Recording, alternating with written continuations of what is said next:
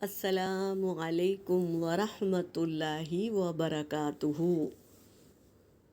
آج ہم سورۃ الناس تھوڑے سے گرامر کے ٹپس کے ساتھ لیں گے تاکہ اس کے معنی ہمارے ذہن میں بیٹھ جائے۔ کوشش کرنا ہمارا کام ہے اور ہدایت کا دینے والا اللہ ہے۔ اعوذ باللہ من الشیطان الرجیم، بسم اللہ الرحمن الرحیم، قل اعوذ برب الناس، ملک الناس، الہ الناس، من شر الوسواس الخناس،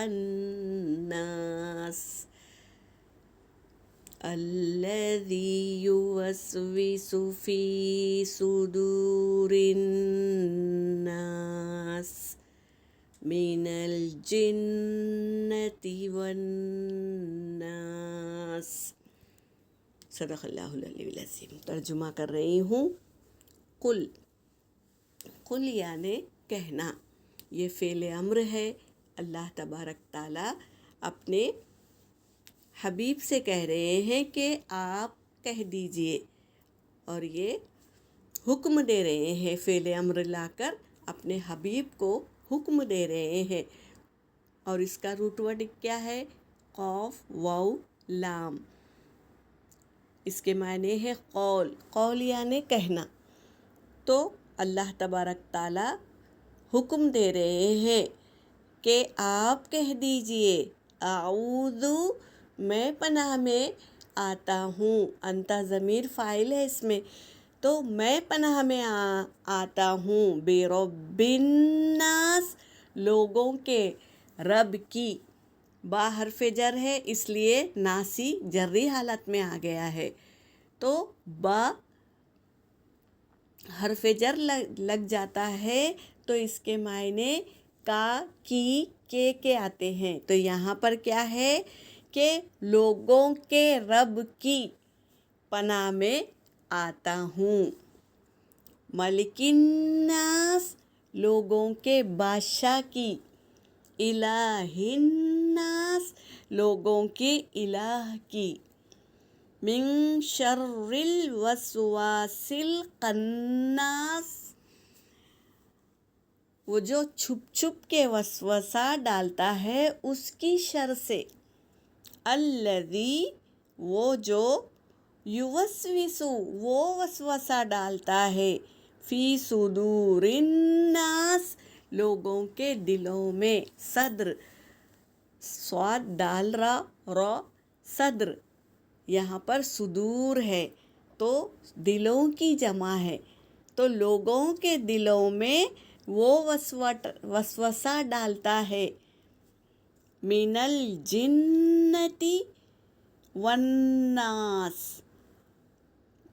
جنات، جیم کے نیچے زیر ہے، اس کا خاص ہم کو دھیان رکھنا ہے، جناتی والناس، تو جنوں میں سے اور انسانوں میں سے یہ وسوسہ ڈالتا ہے۔ یہاں پر میری آیت ہو گئی اور اس کا ترجمہ بھی ہو گیا۔ اب ہم تھوڑا سا گرامر کو سمجھتے ہیں۔ دیکھو یہاں پر میم کے اوپر کھڑا زبر ہے اور لام کے نیچے زیر ہے، کاف پر دو پیش ہے، تو اس کے معنی کیا ہو گئے؟ مالکن، کھڑا زبر ادا کریں گے تو مالکن یعنی آنر کی بات ہم کر رہے ہیں، اور جب ملکن کہیں گے تو بادشاہ، اس کے معنی ہوگا بادشاہ کی بات کر رہے ہیں۔ اور دیکھو ملکن زبر آیا لام پر، تو یہاں پر فرشتے کی بات چل رہی ہے، تب آیتیں آئیں گی تو اس کو سمجھ کے پڑھنا ہے ہم کو۔ دیکھو جنتن، جیم کے اوپر زبر ہے تو جنتن یعنی باغ کی بات چل رہی ہے، اور دیکھو جیم کے نیچے زیر ہے जिन्नतुन यानी जिन की बात हो रही है।